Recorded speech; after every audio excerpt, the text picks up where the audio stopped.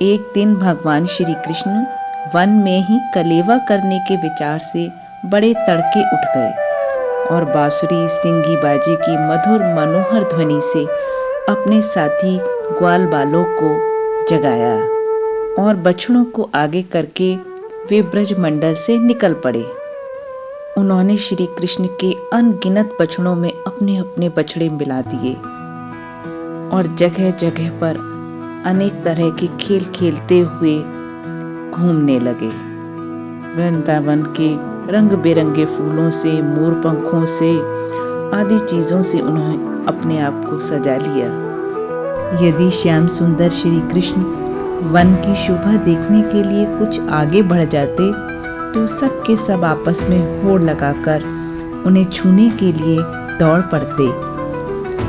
बहुत जन्मों तक कष्ट उठाकर जिन्होंने अपनी इंद्रियों और अंतःकरण को वश में कर लिया है, उन योगियों के लिए भी भगवान श्री कृष्ण के चरण कमलों की धूल भी प्राप्त नहीं है। वही भगवान स्वयं ब्रजवासी ग्वाल बालों की आंखों के सामने रहकर सदा खेल खेलते हैं। उन्हीं भगवान के साथ वे ग्वाल बाल तरह तरह के खेल खेल रहे हैं। उनके सौभाग्य जब सभी ग्वाल बाल और श्री कृष्ण खेलने में मगन हो रहे थे, तभी कंस का भेजा हुआ पूतना और बकासुर का छोटा भाई अघासुर वहां आ पहुंचा। वह दुष्ट दैत्य अजगर का रूप धारण करके मार्ग में लेट गया। उसका वह अजगर का शरीर 1 योजन लंबा, बड़े पर्वत के समान विशाल एवं मोटा था। उसकी नीयत सब बालकों को निगल जाने की थी, इसलिए उसने गुफा के समान अपना बहुत बड़ा मुंह फाड़ रखा था। उसके मुंह के भीतर घोर अंधकार था। जीभ एक चौड़ी लाल सड़क सी दिखाई देती थी। सांस आंधी के समान थी और आंखें दावानल के समान दहक रही थीं। अघासुर का ऐसा रूप देखकर बालकों ने समझा कि यह भी वृंदावन की कोई शोभा है।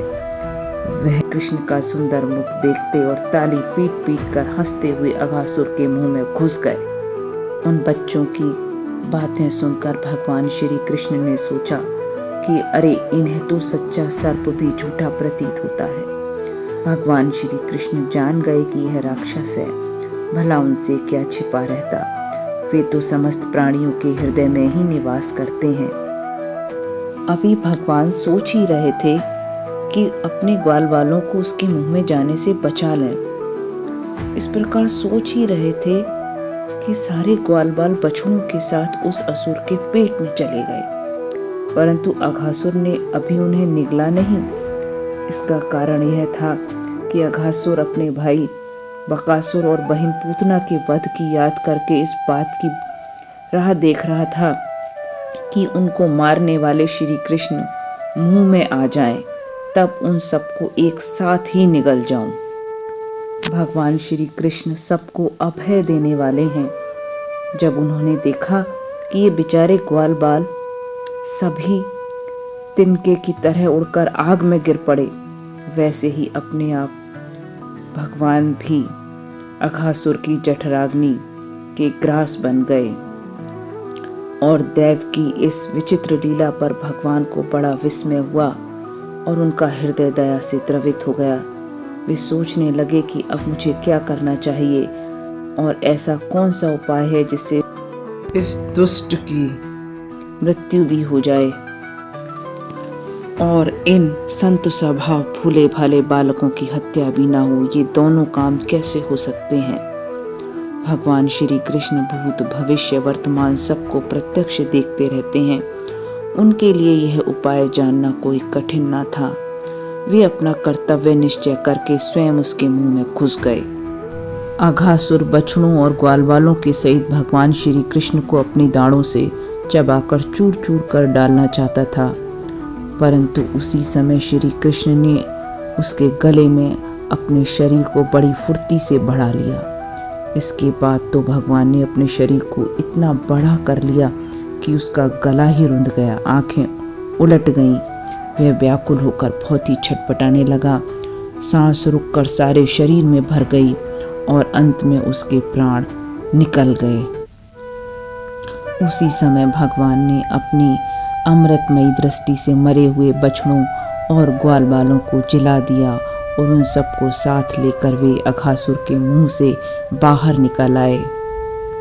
उस अजगर के शरीर से एक बहुत ही अद्भुत और महान ज्योति निकली, जो थोड़ी देर तक तो आकाश में स्थित होकर भगवान के निकलने की प्रतीक्षा करती रही। जब वे बाहर निकल आए तब सब देवताओं के देखते देखते उन्हीं में समा गई। तब उस समय देवताओं ने आकाश से फूल बरसाकर श्री कृष्ण का अभिनंदन किया, क्योंकि भगवान श्री कृष्ण ने अघासुर को मारकर उन सब का बहुत बड़ा काम किया था। अब तो सुंदर बाजों, मंगलमय गीतों, जय जयकार, मंगल ध्वनि ब्रह्मलोक के पास तक पहुंच गई।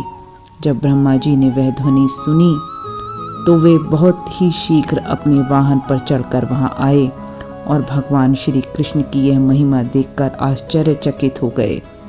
पर जब वृंदावन में उस अजगर का वह मोटा सा शरीर सूख गया, तब वह ब्रजवासियों के लिए बहुत दिनों तक खेलने की एक अद्भुत गुफा सी बना रहा। यह जो भगवान ने अपने ग्वाल बालों को मृत्यु के मुख से बचाया था और अघासुर को मोक्ष दान दिया था, वह लीला भगवान ने अपनी 5वें वर्ष में ही की थी। ग्वाल बालों ने उसे उसी समय देखा भी था, परंतु 6ठे वर्ष में अत्यंत आश्चर्यचकित होकर ब्रज में उसका वर्णन किया। अघासुर तो पाप की ही मूर्ति था, परंतु भगवान के स्पर्श मात्र से ही उसके सारे पाप धुल गए और उसे सारूप्य मुक्ति की प्राप्ति हुई, जो पापियों को कभी मिल नहीं सकती।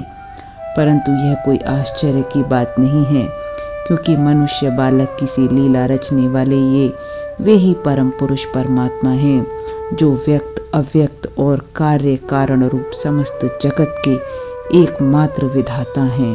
भगवान श्री कृष्ण के किसी एक अंग की भाव निर्मित प्रतिमा यदि ध्यान के द्वारा एक बार भी हृदय में बैठा ली जाए, तो वह सालोक्य, सामीप्य आदि गति का दान करती है, जो भगवान के बड़े बड़े भक्तों को मिलती है।